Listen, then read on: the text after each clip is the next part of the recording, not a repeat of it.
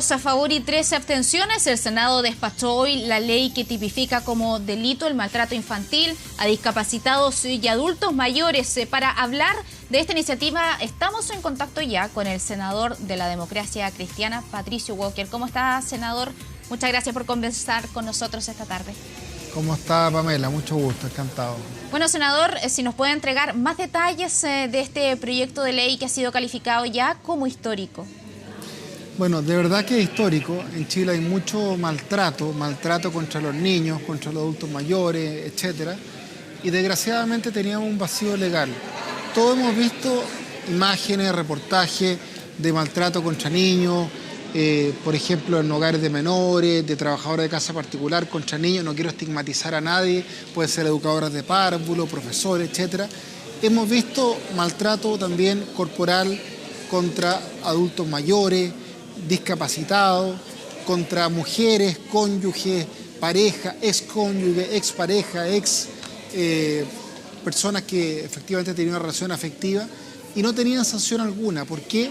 Porque el maltrato extrafamiliar no estaba sancionado, no tenía ninguna pena. Entonces lo primero que hicimos ayer es llenar este vacío y establecer una sanción. ¿Qué es lo que establecimos? En primer lugar, el maltrato corporal no va a tener que ser habitual para ser sancionado, que es lo que hoy día hay en la ley de violencia intrafamiliar. Es decir, si hay maltrato corporal relevante, no estamos hablando de un coscorrón, estamos hablando, no digo que sea bueno pegar un coscorrón, pero estamos hablando de algo de envergadura, ahí va a haber una sanción que consiste en prisión hasta 60 días o multa de 1 a 4 UTM. Si la persona que maltrata corporalmente, de manera relevante, a cualquiera de estas personas que yo mencioné, niños, adultos mayores, discapacitados, cónyuge, pareja, expareja, excónyuge, la sanción va a subir cuando la persona tiene un deber especial de cuidado. Por ejemplo, el cargado de un hogar de menores, el cargado de un hogar de ancianos, el padre respecto del hijo. Y ahí la pena es hasta 540 días. ¿Qué significa esto? Que todos se van a ir a la cárcel. No necesariamente, porque obviamente que cuando alguien es primerizo se aplica lo que se llama la suspensión condicional del procedimiento. Entonces se le dice, señor, usted comete una vez más un maltrato contra esta persona y va a tener cárcel efectiva. Eso es la suspensión condicional y por eso establecemos la pena hasta 540 días. Piensa usted que hoy día un maltrato, porque algunos ayer reclamaron, algunos senadores, un maltrato contra un animal tiene pena hasta 3 años. Y acá estamos estableciendo hasta 540 días. Y el maltrato contra animales que hoy día se sanciona no tiene que ser relevante. Entonces, para mí, lo que aprobamos ayer es absolutamente razonable frente al temor que plantearon algunos senadores que ayer intervinieron. Y finalmente, el registro de inhabilidad, es decir, la persona que es condenado por este tipo de maltrato va a quedar inhabilitado, es decir, junto a la pena principal tiene una pena accesoria que lo inhabilita para trabajar con niños, discapacitados, adultos mayores, en fin, según quien sea la víctima del delito. Senador, para poner en ejemplo esto, a ver, se han dado casos muy conocidos de maltrato de la asesora del hogar al niño, en un hogar de ancianos también.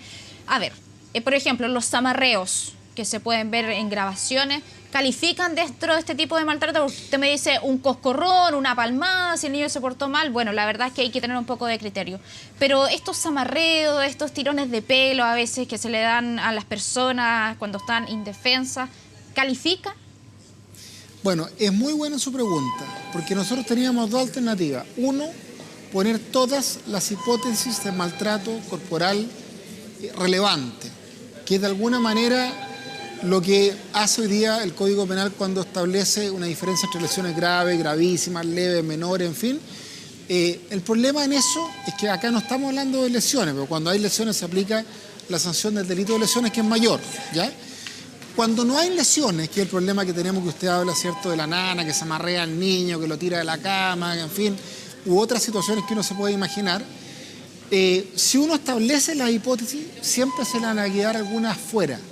Entonces lo que establecimos fue el criterio, maltrato, no cualquier maltrato, corporal, relevante.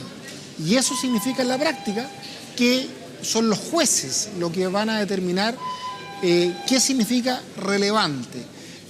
Piensa usted que hoy día los tribunales de justicia son muchas veces, cuando hay que probar el maltrato habitual para la violencia intrafamiliar, los que definen cuándo es habitual.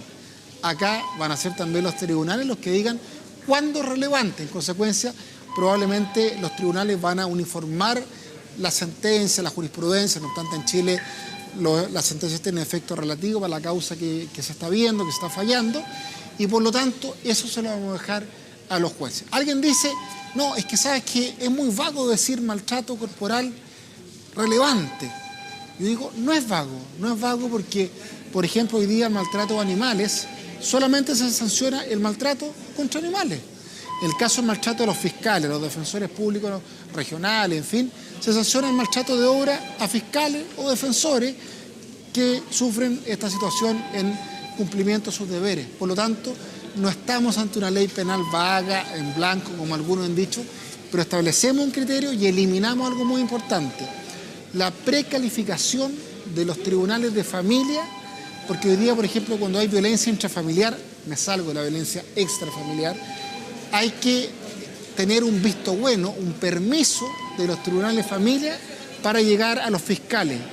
Y eso es una barrera procesal para poder sancionar el maltrato habitual. En consecuencia, vamos a sancionar el maltrato corporal relevante, vamos a sancionar una pena mayor cuando eso se comete por una persona que tiene un deber de cuidado, y naturalmente que la pena es mayor cuando hay habitualidad. Ahí va a ser hasta 3 años de cárcel, porque naturalmente que en Chile tenemos que erradicar la violencia, el maltrato que hay hoy día contra los niños, contra los discapacitados, contra los adultos mayores, que muchas veces se amparan en que no hay penas, que no hay sanción, que la conducta no está tipificada. Y eso va a terminar. Y muchas veces el maltrato, hoy día yo soy senador por Aysén, está el juicio, cierto, oral por el homicidio frustrado a Návila Rifo.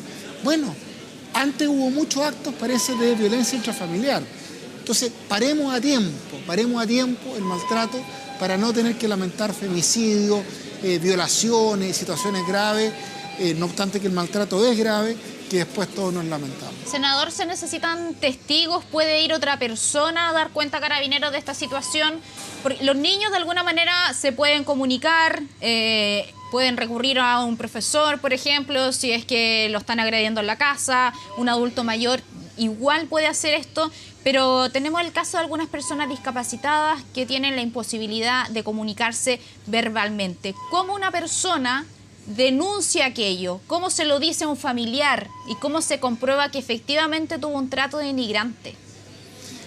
Bueno, primero, lo que usted plantea al inicio respecto al tema probatorio, no es fácil probar, ni este ni otro delito. Pues, por ejemplo, cuando hay violación es más fácil porque hay un daño físico, ¿cierto?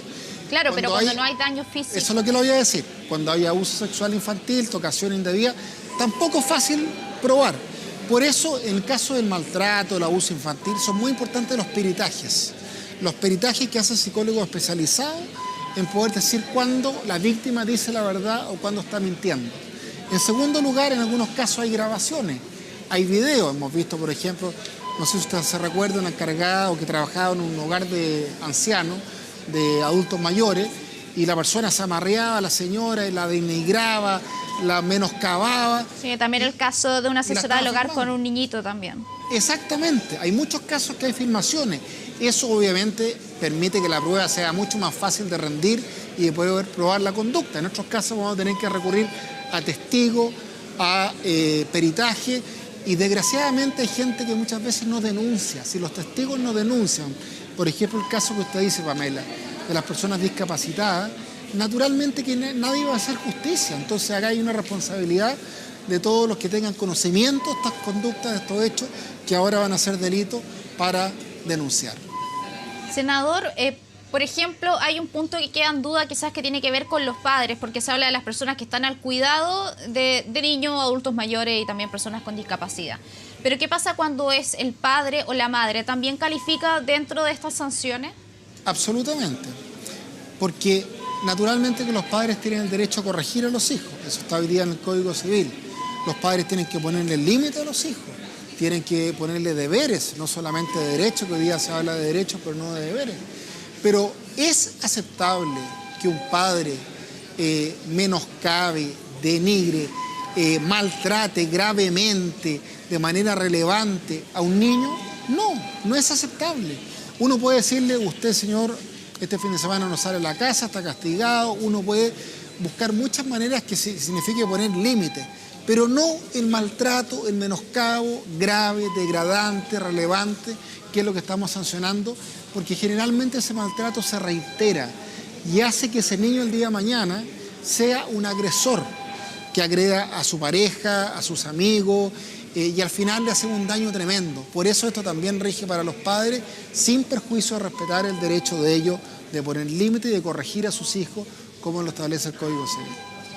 Estaba recordando un tema, senador, que tiene que ver también con la violencia intrafamiliar, cuando una mujer es agredida. En muchas ocasiones es un familiar el que llega a Carabineros, se pone la denuncia en ayuda de la persona. Sin embargo, después la víctima no ratifica esta denuncia y finalmente, por miedo o por cualquier otra circunstancia, esto queda en nada. Acá tenemos una población bien específica, son adultos mayores, son niños y también discapacitados. ¿Se puede repetir este mismo escenario en que un familiar va a denuncia, pero dicen ya, pero la otra persona tiene que ratificar esto? ¿Cómo lo ratifica un niño, por ejemplo? Bueno, es muy importante la pregunta porque acá también hay un cambio relevante. Estamos hablando de delitos en que basta que haya una denuncia para que exista lo que se llama, lo que decimos los abogados, el impulso procesal en materia penal. En palabras simples, para que se inicie la investigación sin pasar por el filtro previo de los tribunales de familia, sino que directamente yendo al Ministerio Público, a los fiscales, para que ellos inicien una investigación. En consecuencia, contestando derechamente su pregunta, no va a ser necesaria la ratificación, es perfectamente posible que esto se pruebe por un video, por testigo, en fin, pero naturalmente que los peritajes que se le van a hacer al niño, al supuesto maltratador, en fin, van a tener un rol en algunos casos relevante para poder probar la conducta, porque obviamente en cualquier delito uno tiene que probar la conducta delictiva o si no, no hay sanción.